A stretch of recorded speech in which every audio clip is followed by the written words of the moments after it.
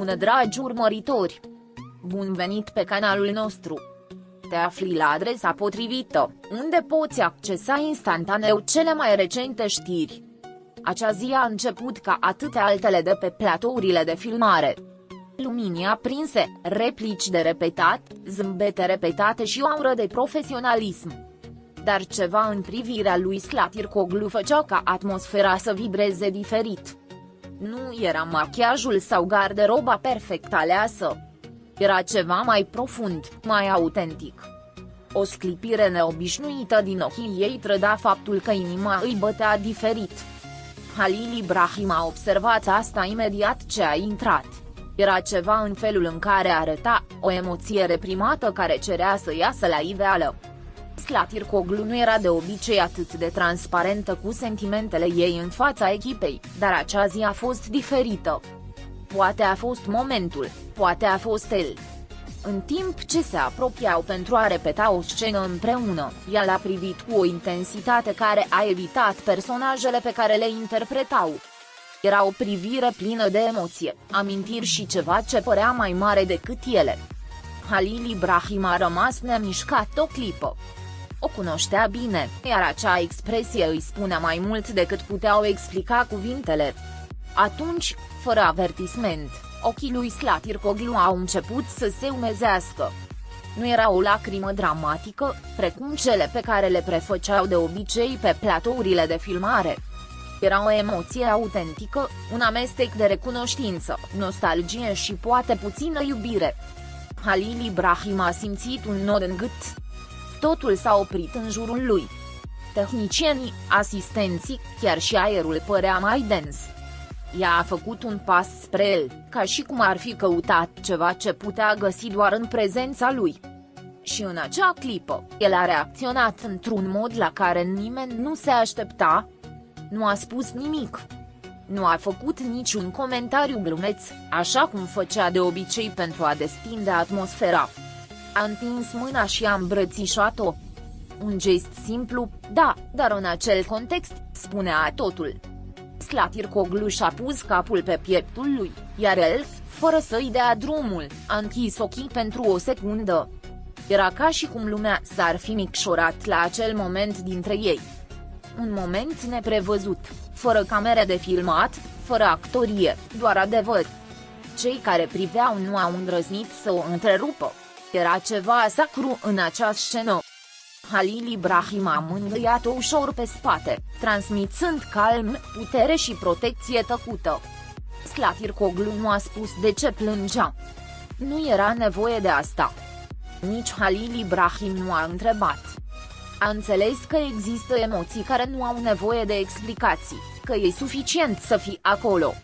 În acea îmbrățișare, au exprimat mai mult decât orice dialog memorat. Au trecut minute, iar ea și-a recăpătat încet calmul, dar ceva se schimbase. Nu mai erau doar colegi de platou. Ceva dintre ei se rupsese? Sau poate se trezise? Când în sfârșit s-au despărțit, Halil Ibrahim s-a uitat în ochii ei cu un amestec de tandrețe și mândrie. Ești bine, a spus el încet. Nu era o întrebare, era o declarație. O promisiune tăcută că nu o va lăsa să înfrunte singură ceea ce o zguduise. Ea a dat din cap, cu acel zâmbet tremurător care apare atunci când te simți văzut și înțeles. Acel mic gest a fost scânteia care a aprins sute de zvonuri, dar ceea ce au trăit acolo era prea real pentru a-și face griji despre ce avea să se spună. După acea scenă, totul a fost diferit pe platoul de filmare. Colegii lor de platou au început să observe o conexiune mai profundă între ei. Nu era ceva fizic, nici măcar romantic în aparență. Era ceva care pătrundea în aer când erau împreună. O complicitate tăcută, o sincronicitate nerepetată. Și, deși încercau să continue ca și cum nimic nu s-ar fi întâmplat, limbajul gesturilor lor i-a trădat. Halil Ibrahim o privea mai des, iar Slatircoglu găsea un refugiu constant în el. Fiecare pauză de cafea devenea o scuză pentru a împărtăși tăceri confortabile. Fiecare repetiție părea să conțină mai mult adevăr decât ficțiune. Și fiecare atingere accidentală lăsa în aer o electrizare pe care nimeni nu o putea ignora. Emoția acelei zile marcase un înainte și un după în relația lor.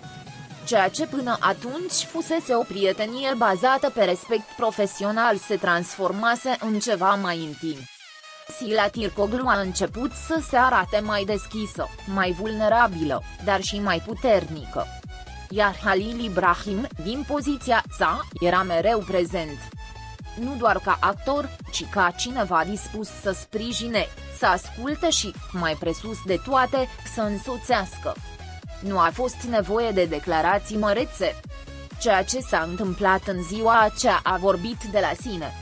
Într-o lume în care totul este înregistrat, în care fiecare gest este măsurat, acel moment a fost singurul cu adevărat spontan. Și de aceea a fost atât de puternic. Echipa, cu discreția sa caracteristică, a învățat să le acorde spațiul lor. Știau că ceea ce fuseseră martori era mai valoros decât orice scenariu. Pentru că există momente care nu se repetă niciodată. Momente care dezvăluie ce se ascunde în spatele imaginii publice, dincolo de lumina reflectoarelor. Halil Ibrahim și Sila Tircoglu au trăit asta fără pretenții. Pur și simplu cu sufletul pe mânecă. Poate fără să o planifice, fără să știe măcar că va fi de neuitat. Dar așa a fost. Și cei care au văzut-o își vor aminti mereu de ea. Emoția Sila Tircoglu nu era slăbiciune. A fost un semn al adevărului ei. Și Halil Ibrahim, reacționând așa cum a făcut-o, nu a doar a consolat-o. Prima a spus, fără cuvinte, că e în regulă să simtă, că e în regulă să se lase dusă de clipă. Acea îmbrățișare a fost mai mult decât o consolare. A fost o formă de iubire. O iubire care nu are nevoie de etichete sau declarații publice. O iubire tăcută, dar prezentă. De atunci, chimia lor pe scenă a devenit și mai intensă. Nu pentru că se prefăceau mai buni, ci pentru că acum se cunoșteau dintr-un loc diferit. Una care se realizează doar atunci când două suflete se întâlnesc fără măști. Și în timp ce publicul s-a îndrăgostit de personajele lor, ei au trăit o poveste și mai autentică departe de lumina reflectoarelor. Pentru că, până la urmă, ceea ce face o conexiune de neuitat nu este ceea ce se arată, ci ceea ce se simte. Și au simțit-o. Pascali